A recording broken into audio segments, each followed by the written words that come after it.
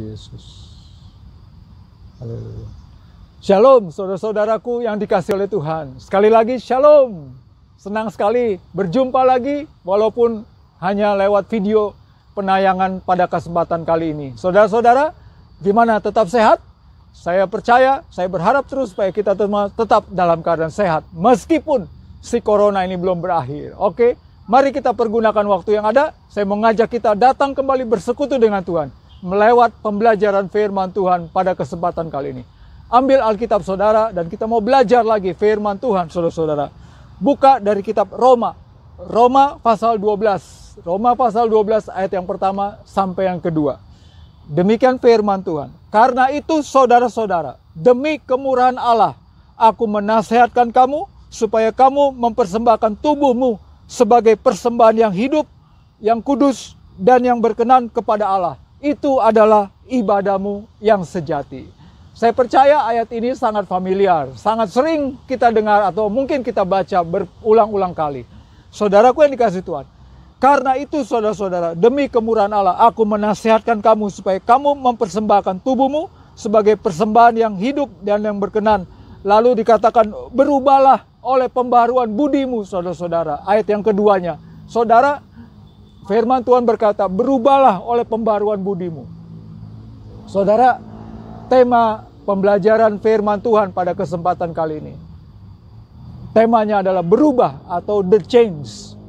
Perubahan atau berubah saudara-saudara. Saudara, saya mau kasih contoh begini. Saat ini saya dalam posisi duduk. Lalu saya bangkit, saya berdiri. Apakah ini yang dimaksud berubah atau perubahan? Contoh yang kedua. Saya posisi duduk menghadap ke depan. Lalu saya begini. Apakah ini berubah? Saudaraku yang dikasihi Tuhan. Memang pasti saudara setuju. Keduanya adalah berubah, betul. Tapi yang namanya perubahan itu yang nomor satu atau yang nomor dua? Harusnya yang nomor satu. Nomor dua berubah, iya betul. Tapi bukan perubahan. Yang dimaksud perubahan tadi yang nomor satu. Sesuatu yang berubah total, berubah drastis, berubah segala-galanya. Itulah yang dimaksud dengan perubahan. Saudaraku yang dikasihi Tuhan, mari kita belajar. Apa yang dimaksud dengan perubahan itu? Seperti apa perubahan yang dimaksud oleh firman Tuhan? Firman Tuhan berkata, akal budi kita harus berubah di ayat yang kedua. Pembaharuan budi kita itu, budi pekerti, pikiran kita. Saudara, itu yang harus berubah, saudara-saudara. Berubah yang seperti apa? Tadi yang contoh nomor satu yang sudah saya peragakan. Itu yang dimaksud dengan perubahan. Yang tadinya katakanlah kita berpikir A, lalu harusnya kita sekarang berpikir B, berpikir C, berpikir Z. Bukan dari A kecil hanya jadi A besar, atau dari A besar jadi A kecil. Itu hanya berubah, tapi perubahan. Kalau namanya perubahan artinya berubah sesuatunya. Berubah drastis, berubah besar. Saudaraku yang dikasihi Tuhan. Hari-hari ini saudara-saudara. Kita sedang diperhadapkan dengan kehidupan akhir zaman. Yang menuntut supaya kita mengalami perubahan. Dan kita harus mengalami perubahan. Dan yang pertama sekali adalah perubahan budi kita. Akal budi kita. Budi pekerti kita. Saudara, ini yang harus firman Tuhan katakan. Saudaraku yang dikasihi Tuhan, sudahkah kita mengalami pembaharuan budi? Saudara, pembaharuan budi ini dalam arti apa, saudara-saudara? Pembaharuan budi ini di sana dikatakan supaya kita tidak menjadi serupa dengan dunia ini. Pembaharuan budi dalam arti pembaharuan budi melawan dunia ini. Menghadapi dunia ini, saudara-saudara. Supaya kita tidak menjadi sama, kita tidak menjadi terbawa arus dengan dunia. Saudaraku yang dikasihi Tuhan, mengapa firman Tuhan bilang pembaharuan budi supaya kita tidak sama dengan dunia?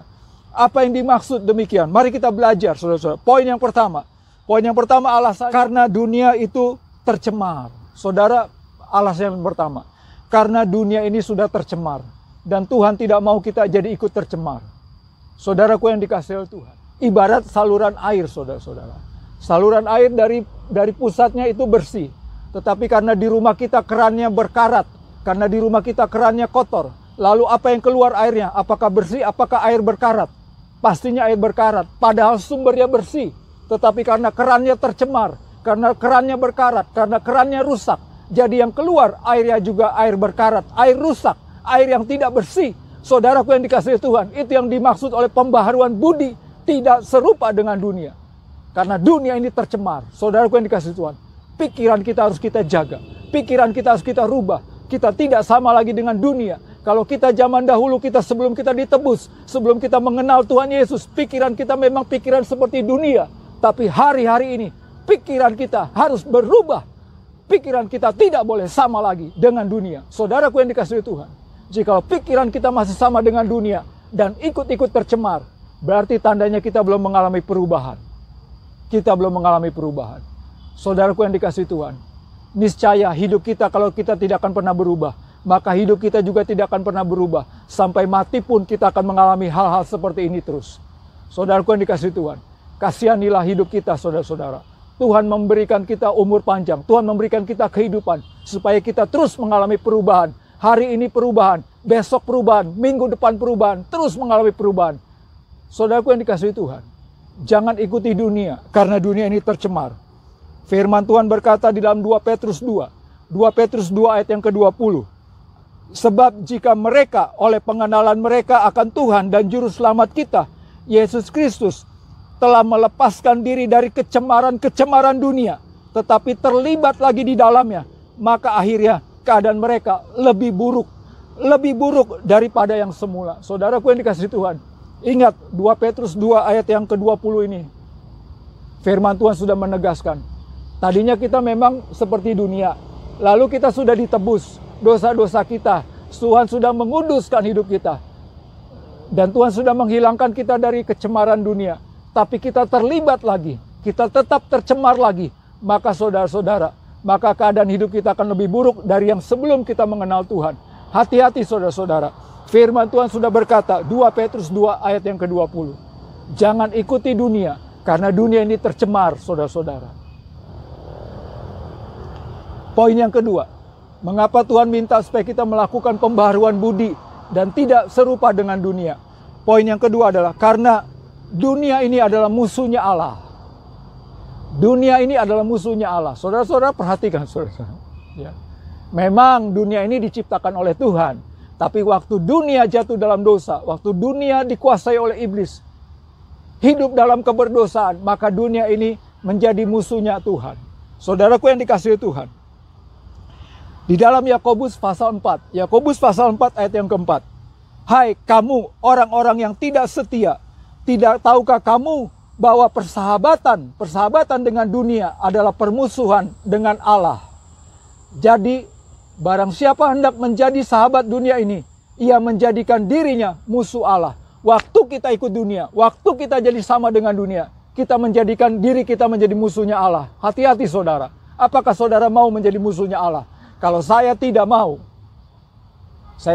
lebih baik saya tidak mendapatkan apa-apa dari dunia ini. Yang penting saya tidak menjadi musuhnya Allah. Begitu bukan? Dan saudara juga pastinya rindu bersama mengalami hal seperti ini. Saudaraku yang dikasihi Tuhan, dunia ini sudah tercemar. Dunia ini dikuasai oleh dosa. Dunia ini dikuasai oleh iblis dan sebagainya. Firman Tuhan berkata dunia ini akan segera lenyap. Dunia ini akan segera hancur. Perbaharui budi kita. Ingat saudara-saudara, buka hati kita, buka pikiran kita. Jangan sama dengan dunia. Waktu kita mengikuti dunia, waktu kita hidup kita bergaya dunia, maka kita sedang menjadi musuhnya Allah. Saudaraku yang dikasihi Tuhan, rindukah saudara memperbaharui budi kita, supaya kita tidak sama lagi dengan dunia, dan hidup kita semakin berkenan dan diberkati oleh Tuhan. Saudaraku yang dikasihi Tuhan, alasan yang ketiga yang terakhir, singkat saja. Kenapa Tuhan menginginkan, mengharuskan kita pembaharuan budi dan tidak serupa dengan dunia ini? Karena dunia ini bisa membinasakan dan merugikan diri kita. Pada akhirnya dunia ini bisa membinasakan dan merugikan diri kita. Ah, masa iya? Mana tunjukkan ayatnya? Saya akan tunjukkan saudara ayatnya. Lukas 9 ayat 25. Apakah gunanya seorang memperoleh seluruh dunia ini, tetapi ia membinasakan atau merugikan dirinya sendiri. Saudaraku yang dikasihi oleh Tuhan, firman Tuhan tidak pernah salah. Waktu kita sungguh-sungguh mengikuti dunia, maka kita sedang membawa diri kita kepada kebinasaan. Kita membawa hidup kita kepada kehancuran, dan itu merugikan diri kita sendiri. Apakah saudara mau? Pastinya saudara tidak mau. Saudaraku yang dikasihi Tuhan, mari kita renungkan sama-sama pembelajaran firman-Nya pada kesempatan kali ini. Begitu indah saudara-saudara. Tuhan mau kita mengalami perubahan. Tuhan mau kita mengalami perubahan. Tuhan mau hidup kita mengalami perubahan. Terus dimulai dari pembaharuan budi. Pembaharuan budi yang seperti apa? Jangan serupa dengan dunia ini. Saudaraku yang dikasihi Tuhan, jikalau selama ini saudara jauh dari Tuhan, saudara mulai mengikuti arus dunia, ini waktunya saudara berbalik kepada Tuhan. Jikalau selama ini saudara belum pernah membuka pintu hati dan mengundang Yesus masuk, saudara mengalami kelahiran baru, mengalami penebusan dosa, pengampunan dosa dari Kristus. Buka hati dan undang Tuhan Yesus masuk ke dalam hidup saudara. Saudaraku yang dikasihi Tuhan, mari kita aminkan firman Tuhan ini. Mari kita berdoa, arahkan hati dan pikiran saudara sungguh-sungguh. Bapa, di dalam nama Tuhan Yesus, Bapa, terima kasih untuk firman-Mu pada kesempatan kali ini. Bapa, tolong kami untuk mengalami perubahan. Perubahan yang sungguh-sungguh berubah. Perubahan pikiran kami terutama, akal budi kami Bapa. Supaya kami tidak serupa dengan dunia. Kami tidak sama dengan dunia. Tidak mengikuti dunia lagi. Tuhan Yesus, tolong Tuhan Yesus. Bapa, tolong setiap anak-anak-Mu yang menonton tayangan ini Bapa. Bila mana ada penonton pemirsa yang membuka pintu hatinya dan mengundang Engkau Tuhan Yesus masuk ke dalam hatinya. Dalam nama Tuhan Yesus, dalam nama Tuhan Yesus Bapa. Hamba berdoa Tuhan jamah. Tuhan Yesus jamah berkati. Bila mana ada penonton pemirsa yang sedang menghadapi pergumulan berat. Dalam nama Tuhan Yesus Bapa, Engkau jamah, Engkau tolong. Dalam nama Tuhan Yesus kasihanilah mereka. Terpujilah Engkau ya Allah Bapa. Di dalam nama Tuhan Yesus kami telah berdoa dan mengucap syukur. Haleluya. Amin. Atas nama pengurus besar Yayasan Visi Berkat Bagi Indonesia, saya mengucapkan terima kasih buat perhatian saudara-saudara. Sampai berjumpa lagi, Tuhan Yesus memberkati.